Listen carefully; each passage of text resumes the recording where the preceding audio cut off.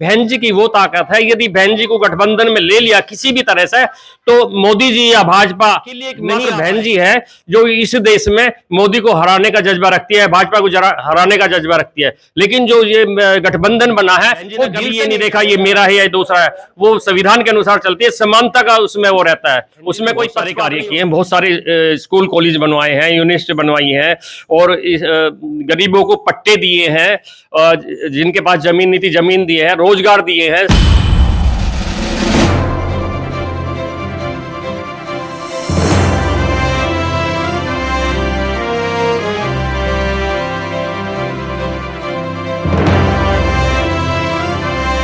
सभी साथियों नमस्कार, मैं रविंद्र कुमार, आप देख रहे हैं अम्बेडकर प्राइम चैनल। अभी मैं पहुंचा हूं बहुजन समाज पार्टी के जिला कार्यालय गाजियाबाद। जिला महासचिव जी से बात कराते हैं। जय भीम साहब। जय भीम साहब। सर, अपना परिचय दीजिए इस समाज को। मेरा नाम ओमवीर सिंह है, मैं बेगोबाद मोदीनगर का रहने वाला हूं और बैंक से रिटायर हूं। 1978 में मैंने बैंक ज्वाइन किया था और दिसंबर 15 में मैं रिटायर हो गया हूं। और शुरू से ही मैं मिशनरी कार्यकर्ता रहा हूं। पहले मैं बामसेप में था, बामसेप में विधानसभा का अपने अध्यक्ष रहा था मोदीनगर में, और 1982 में मैं बामसेप का अध्यक्ष बना था। उसके बाद से ही मैं शुरू से ही मतलब मिशन में अपने लगा हुआ हूँ। और उसके बाद मैं जब रिटायर हो गया तो मैं पार्टी में आया, और पार्टी में आने के बाद मैं जिले में सचिव भी रहा हूँ, जिले में महासचिव पीछे भी रहा हूँ, और अभी भी हूँ, मंडल में कोऑर्डिनेटर भी रहा हूँ। तो मैं मिशनरी आदमी हूँ और मिशन के हिसाब से ही काम करता हूँ। मैं 1 घंटे के लिए भी अपने मिशन से अलग नहीं हुआ हूँ, आज तक मेरा रिकॉर्ड है। सर, अभी आचार संहिता लगी हुई है और इलेक्शन की डेट भी निश्चित हो गई है। जो बहन जी का आदेश होता है उसी का हम अनुपालन करते हैं।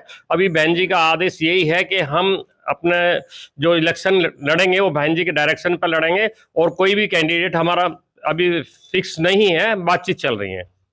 तो सर, ये अभी जो सुना जा रहा था इंडिया गठबंधन के बारे में, बहन जी उसमें शामिल हो रही हैं, तो क्या ये बात सत्य है? ये निर्णय बहन जी का होगा, बहन जी इस बारे में बता सकती हैं। अभी हमें कोई इस तरह की इंस्ट्रक्शन नहीं है जिसको हम बता सकें। मेरा नाम प्रमोद सागर है, मैं विधानसभा 56 गाजियाबाद से विधानसभा अध्यक्ष हूँ। आपकी विधानसभा में स्थिति क्या है बहुजन समाज पार्टी की? हमारी विधानसभा में स्थिति बहुत मजबूत है। हम जमीनी स्तर पर ग्राउंड लेवल पर काम कर रहे हैं, और सभी बूथ कमेटियां बहन जी के आदेश का पालन करने के लिए तैयार हैं। जैसे ही कैंडिडेट आएगा, मजबूताई के साथ में हर 5 विधानसभा हमारे क्षेत्र के अंदर आती हैं, और मिल करके लोकसभा चुनाव जो है हम मजबूताई से लड़ाने का काम करेंगे। मेरा नाम एडवोकेट वरुण दसानन है। मैं गाजियाबाद कोर्ट में प्रैक्टिस करता हूँ। मैंने जब से बालिग हुआ हूँ तब से मैंने बहुजन समाज पार्टी ज्वाइन करी, तब से बहुजन समाज पार्टी में कार्य करता आ रहा हूँ और हमेशा करता रहूँगा। अभी स्थिति क्या है? स्थिति हमारी सही है। लोगों को बहकाने का काम ये विपक्ष वाले कर रहे हैं, बाकी कुछ नहीं है। ये खाली लोगों को बहका रहे हैं और कुछ नहीं कर रहे। अगर कोई बहका रहा है तो आप उन्हें ठीक क्यों नहीं कर पा रही? हम कर रहे हैं, अपनी तरफ से पूरी कोशिश कर रहे हैं। हम अपने लोगों को जागरूक कर रहे हैं, हर जगह पूरी कोशिश करी जा रही है। सर, आपका परिचय? मैं धीरज जाटव, चौवन मुरादनगर विधानसभा में जोन प्रभारी हूँ वर्तमान में, और मिशनरी हूँ, बसपा का ही पक्का मिशनरी हूँ, और बहन जी के लिए जो है तन मन धन से साथ देते हैं।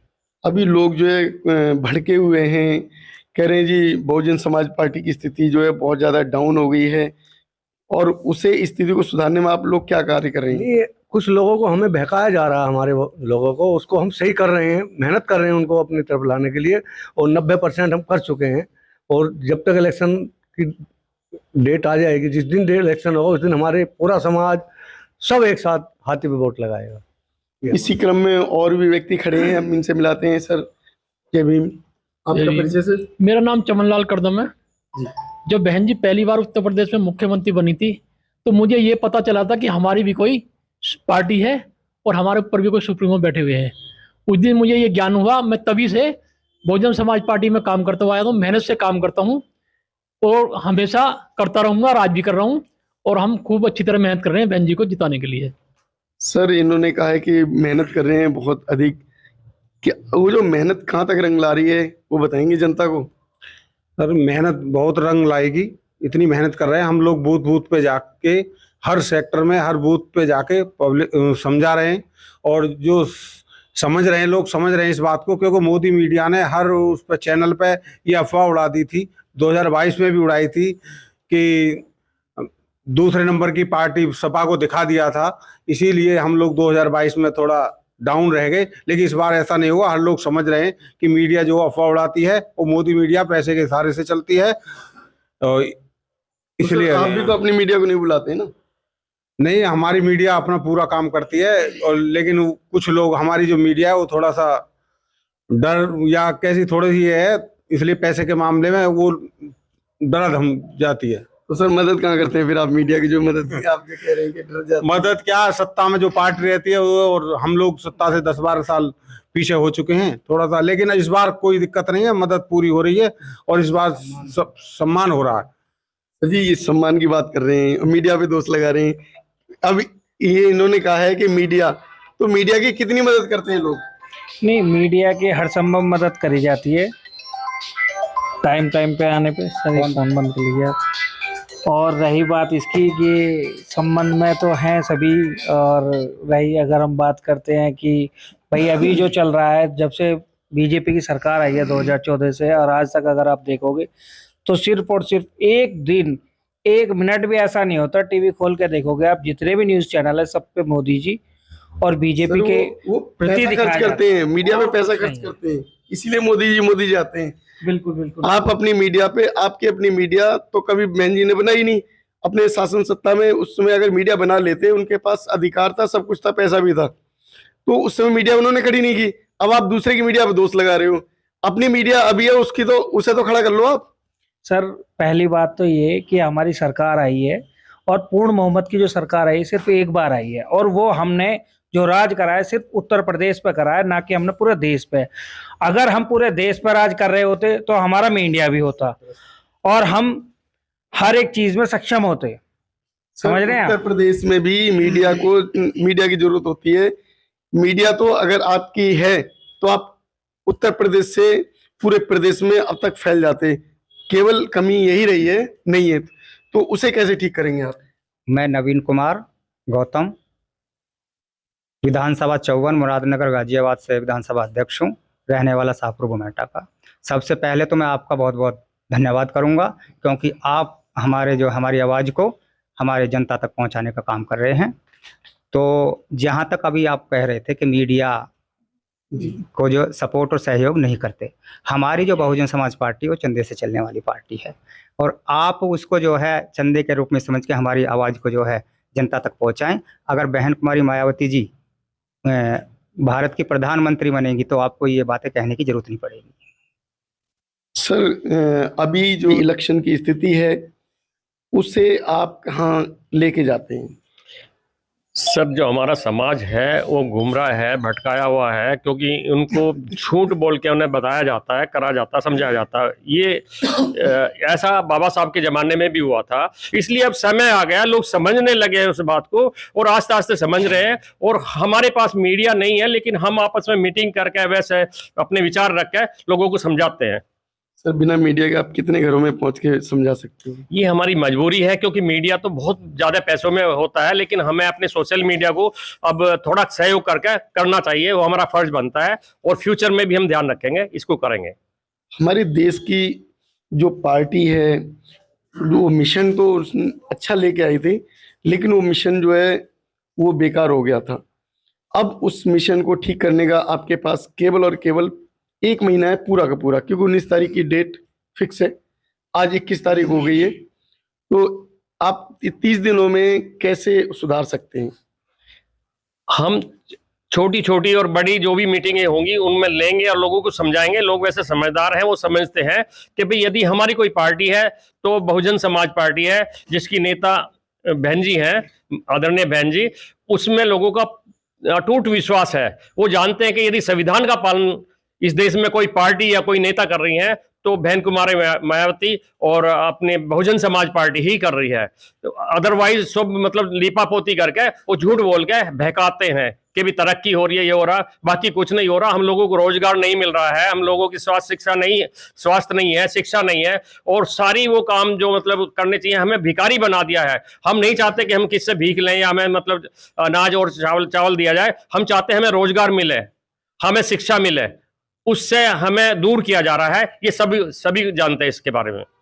सर, अभी जैसे कि जो दूर भी किया जा रहा है, मोदी जी 84 करोड़ लोगों को अनाज दे रहे हैं, तो अभी बहन जी अगर बनती हैं तो क्या क्या काम ऐसे हो सकते हैं जो कि जनता के फेवर में आएंगे? बहन जी सबसे पहले लोगों को रोजगार देंगी, उन्हें काम धंधे देंगी, जिससे वो अपना कमा सके और कमा के अपना गुजारा ठीक से कर सके, अपने बच्चों को पढ़ा लिखा सके, अपने स्वास्थ्य का ध्यान रख सके और समाज को जागृत कर सके। सर मुख्य विषय आता है जो जनता के लिए, उस शिक्षा आता है, तो क्या शिक्षा की तरफ बहन जी का ध्यान है? बहन जी ने तो पहले भी यूनिवर्सिटियां बनाई हैं, स्कूल खोले हैं और बहन जी का शिक्षा की तरफ विशेष ध्यान है। बहन जी उन कामों को लेकर चल रही है जो बाबा साहब ने और तथागत गौतम बुद्ध ने मतलब किए थे या बताए थे, उन रास्ते पर चल रही है। समानता के आधार पर बहन जी काम करती है, संविधान के आधार पर काम करती है। शिक्षा तो हमारे लिए बहुत ही जरूरी है, क्योंकि शिक्षा के बिना ही हम लोगों को हमारे समाज को बेवकूफ और मूर्ख बनाया जाता है। जो काम हमें नहीं करने चाहिए वो भी हम काम करते हैं बहुत सारे। सर जनता जो है अभी ये समझ रही है कि बहुजन समाज पार्टी कमजोर हो गई है, तो उस कमजोरी को दूर कैसे करेंगे? बहुजन समाज पार्टी कमजोर नहीं है। आप देखिए, बड़ा मीडिया तो कुछ नहीं कहते उसके बारे में, वो तो सही रहता नहीं है, लेकिन हमारे जो सोशल मीडिया है, छोटा मीडिया है, वो बिल्कुल सही स्थिति दिखाता है। अच्छे से अच्छे बड़े से बड़े पत्रकार भी इस बात को कहते हैं कि बहन जी की वो ताकत है, यदि बहन जी को गठबंधन में ले लिया किसी भी तरह से तो मोदी जी या भाजपा नहीं आ पाएगी।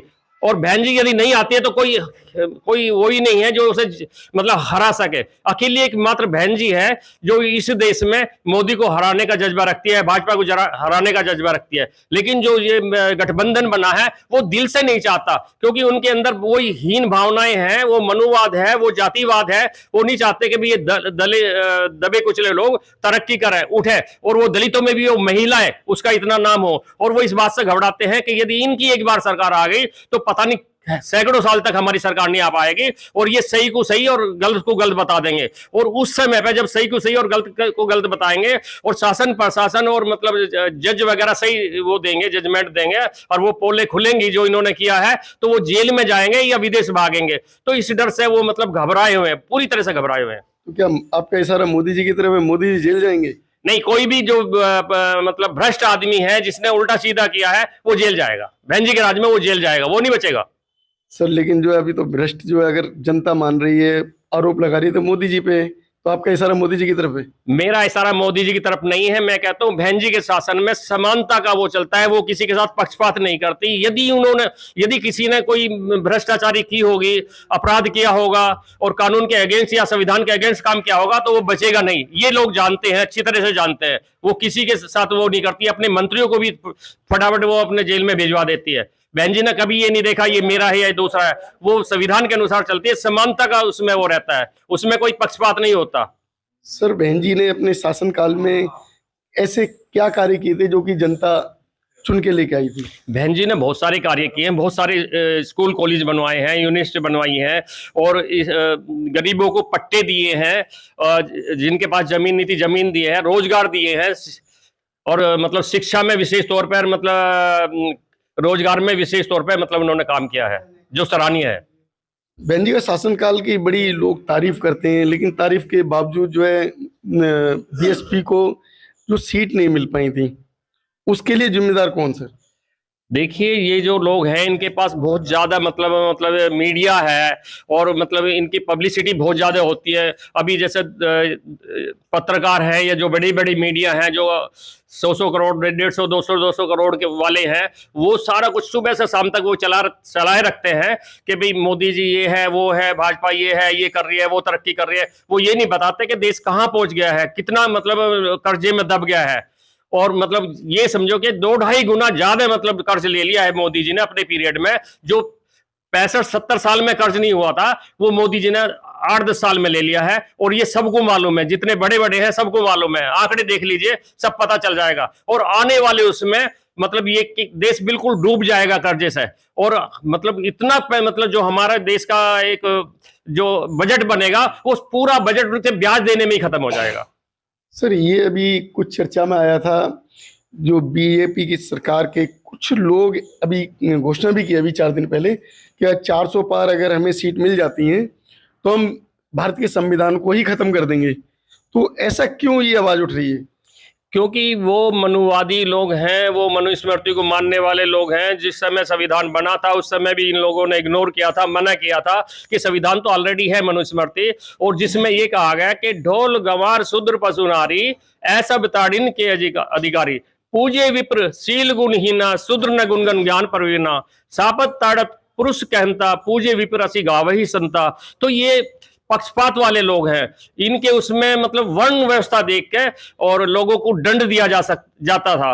यदि कोई उच्च जाति का है, ब्राह्मण जाति का है, तो उसे कत्ल करने पे भी, लोगों की हत्या करने पे भी दंड नहीं दिया जाता था, और यदि कोई मतलब शूद्र जाति का है तो उसे कठोर से कठोर दंड दिया जाता था। तो मनुस्मृति में बहुत सारी मतलब इस तरह की बातें हैं। साथियों, ये बहुजन समाज पार्टी का कार्यालय है और बहुजन समाज पार्टी ने देश के केवल एक वर्ग के लिए नहीं काम किया, बहुजन समाज और उच्च समाज सभी उसका लाभ उठाए। स्कूल कॉलेज बनवाए, हॉस्पिटल बनवाए, सड़कें बनवाई, ग्राम बनवाए। तो ऐसी पार्टी क्या शासन सत्ता में अगर उत्तर प्रदेश में आई ये काम किए, अगर वो पार्टी केंद्र में आती है तो किस तरीके से काम हो सकते हैं समाज के लिए, इस पर अपने कमेंट जरूर लिखें। हमारे चैनल को सब्सक्राइब करें, वीडियो लाइक शेयर करें। धन्यवाद।